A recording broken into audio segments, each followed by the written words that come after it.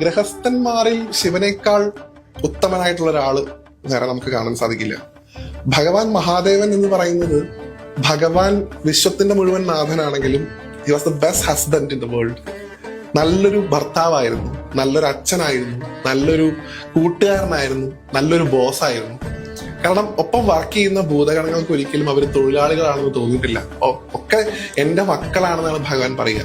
ഒരു കഥ പറഞ്ഞു കേട്ടിട്ടുള്ളത്, ശരത്തേട്ടനൊക്കെ പറയും, ദേവി വന്ന സമയത്ത് ദേവിക്ക് ഭഗവാൻ ഒരു ആലിംഗനത്തിലൂടെ ആത്മജ്ഞാനം കൊടുക്കും, നീ ആരാണെന്നുള്ളത് മനസ്സിലാക്കാൻ വേണ്ടി. ഭൂതഗണങ്ങൾ പറയും ഭഗവാനോട് പരാതിയായിട്ട്, ഭഗവാനെ ഞങ്ങൾ എന്ന് മുതൽ അങ്ങയുടെ കൂടെ ഉള്ളതാണ്, ഇന്നലെ വന്നവൾക്ക് അങ്ങ് കൊടുത്തു, ഞങ്ങൾക്ക് എന്താണ് തരുന്നത് എന്ന് ചോദിക്കുമ്പോൾ ഭഗവാൻ ഭൂതഗണങ്ങളോട് പറയണത്, നിങ്ങൾക്ക് എന്തിനാണ് ആത്മജ്ഞാനം, നിങ്ങൾക്ക് ഞാനില്ലേ? ആ ഒറ്റ ചോദ്യത്തിൽ ഭൂതഗണങ്ങൾക്ക് കിട്ടേണ്ടത് കിട്ടിയതാണ്. കാരണം ഭഗവാനേക്കാൾ വലിയൊരു ജ്ഞാനം അവർക്ക് കിട്ടാനില്ല. ഭഗവാൻ അവരുടെ അടിമയാണെന്നാണ് ഭഗവാൻ പറയുന്നത്.